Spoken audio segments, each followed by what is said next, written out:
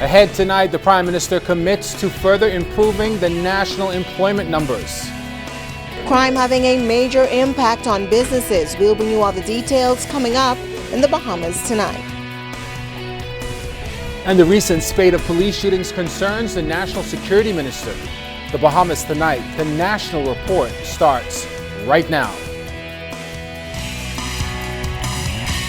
Now in HD.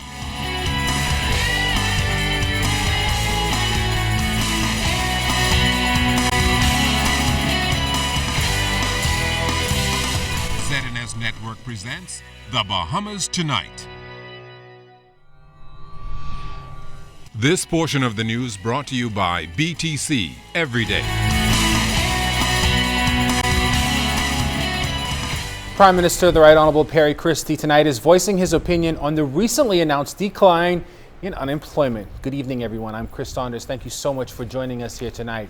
The Department of Statistics revealed last week that unemployment is now at 12%, the lowest in years. Unemployment on New Providence fell to 12%. It fell to 12.9% on Grand Bahama and fell to 12.2% on Abaco.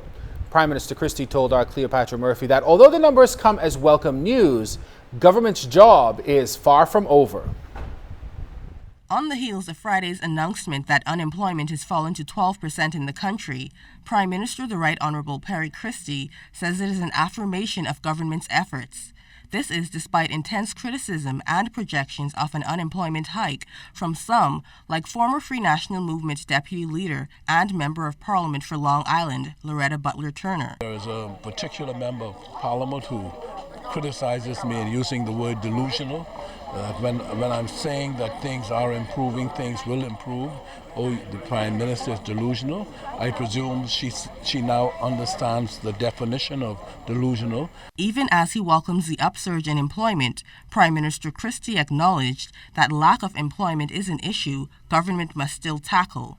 Unemployment among youth aged 15 to 24 remains the highest at 25.3%, continuing a trend. I expect, obviously, with the new addition of school leavers, that we have another challenge to find jobs for them. We have the challenge of Bahama to ensure that whatever we do, we're working towards an outcome that will enable Bahama to open. Department of Statistics officials credited Bahamas Junkanoo Carnival and its creation of temporary jobs as a contributing factor to the employment increase. The event that was Mr. Christie's brainchild exceeded its $9 million budget by $3.8 million and has garnered heavy criticism. Given this outcome, the Prime Minister feels validated. People say all sorts of things. I understand KB even wrote negative songs, but there's nothing he or they who are negative about this could do about it, right?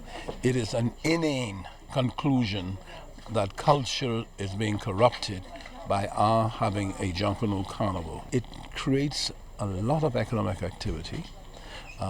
It gives Bahamians the opportunity to have a lot of support parties that people pay to go to. While aware that unemployment figures could rise once a new labor force survey is conducted, with investments coming down the pipeline, Prime Minister Christie is confident in his government's job creation abilities.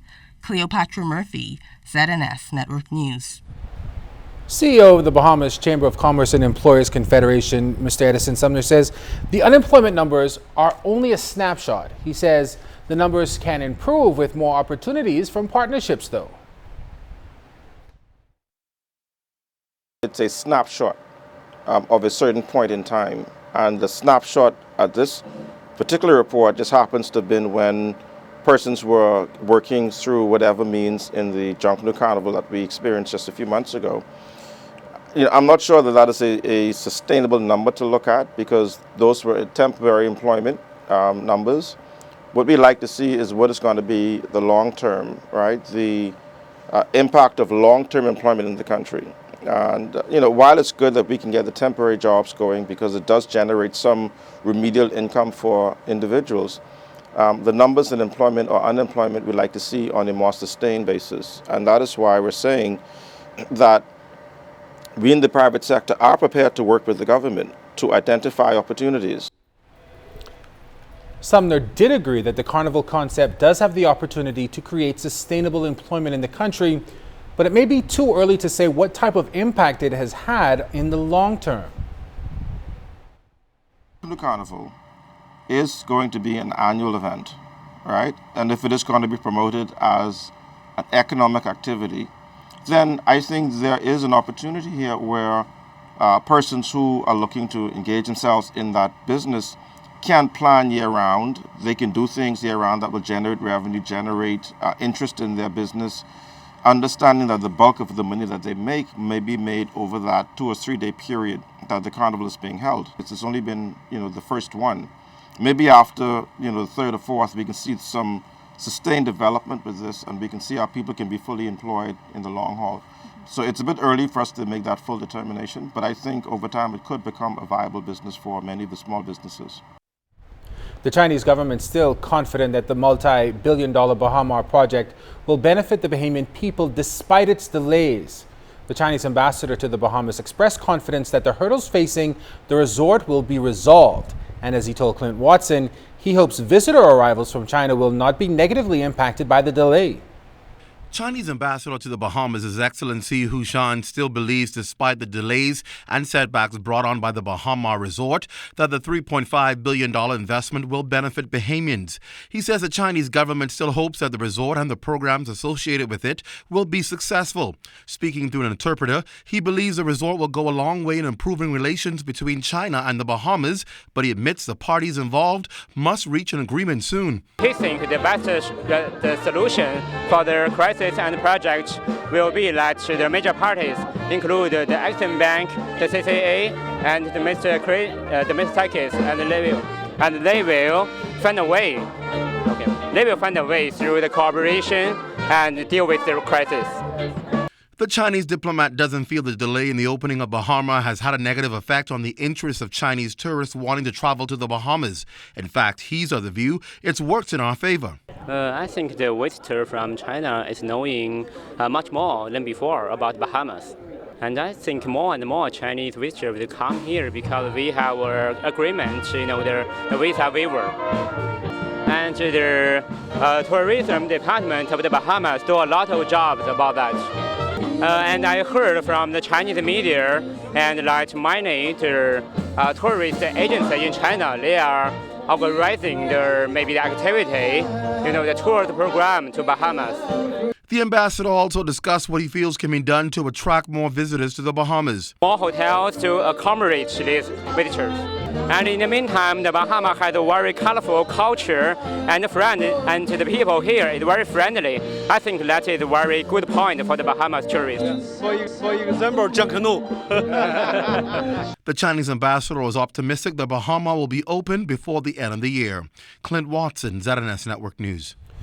National Security Minister, the Honorable Dr. Bernard Nottage, tonight is voicing his concern over the recent spike in police-involved shootings here in New Providence.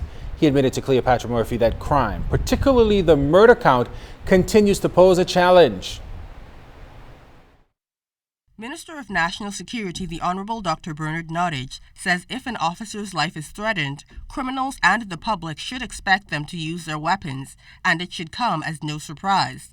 His comments come following a spate of police-involved shootings within the last week, 2 that have been deadly. I don't see what we expect them to do when they are threatened. These young people who are policemen, they leave home just like all the rest of us every morning, and their families expect them to return at the end of their shifts. And you can imagine what the issue would be if policemen began to lose their lives in these circumstances. The first deadly shooting claimed the life of a Haitian man in Gamble Heights Friday. Then a shootout between police and armed robbers Sunday ended with 2 dead and another hospitalized. Nottage says he takes no pleasure in this, but actions have consequences. I warned the public, and particularly young men in our communities, that it was illegal to carry guns, much less to use them, and that if they carried guns and use them, particularly in respect of confrontations with police officers. They have to remember that the police are authorized to protect themselves. With the murder count now at 95 for the year, the National Security Minister acknowledged that murders are up over the same period last year, which was at 76. He says despite anti-crime strategies, the numbers continue to rise. We will continue to work on this matter, and I continue to expect that the total number of crimes this year will not exceed next year. Whether or not that happens remains to be seen. The National Security Minister says government still intends to implement several new initiatives that he hopes to share with the country later this week. Cleopatra Murphy, ZNS Network News. Meanwhile, the criminal element has touched just about every sector of the country, and that includes the business community. Janaina L. Ferguson tells us tonight that many business owners have had to establish additional crime prevention protocols to protect their investment. Crime continues to make a negative impact in society, and although it may be small, local businesses are being impacted. CEO of the Bahamas Chamber of Commerce and Employers Confederation, Edison Sumner, says white-collar crime is also on the rise. People taking money out of tills, or even the crime is not. We don't call it a crime, but it might as well be people who are robbing their employees of time.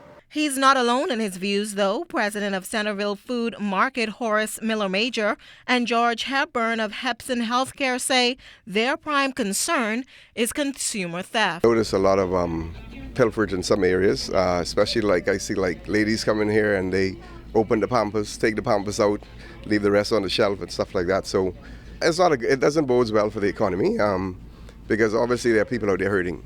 And I've seen it on a daily basis. I've tried to help where I can. However, sometimes it becomes overwhelming. Biggest experience I've had, which is consistent, is stealing. I think that have risen a lot. From kids to elderly people, a lot of people steal. Now, many of these businesses have now resorted to preventative measures to deter crime. As you can see, we have installed a lot of closed-circuit cameras, but that doesn't deter to some extent. People know they're there, and so they're still willing to take a chance. We know who's next, and you could take all the measures, but there are people out there who, like I say, they're disadvantaged, and so they're willing to take a chance. And how does that make you feel? On edge. I try to really look at the person who I know does steal or who have that reputation for stealing, and we try to serve them fast. Business owners sum up the criminal activity in the community as a domino effect of what's happening in society. People are really hurting. And to find an next dollar to do something or to have that pleasure for that short period of time what they're used to, they can't get it anymore. So some people resort to stealing, and they justify it because that person is doing well, so maybe I could take from him. It's more the social need. Now we are on the social services program, which has helped somewhat, but I think, it's still not enough. Sumner suggests that many of the business crimes go unreported because it makes some businesses vulnerable. Sometimes I call the police, they take some 45 minutes or next day to come. The last time I did that, I've been in court for maybe 2 years, going up and down. Every time I reach the court, they say, oh, no court date today, you have to come back. Just a waste of time. The Chamber is organizing several proposals to assist business owners with crime and crime prevention. Janaina L. Ferguson, ZNS Network News. This segment of the news is brought to you by Platinum Bride Couture, downtown Nassau on Parliament Street. Begin your happily ever after at Platinum Bride Couture.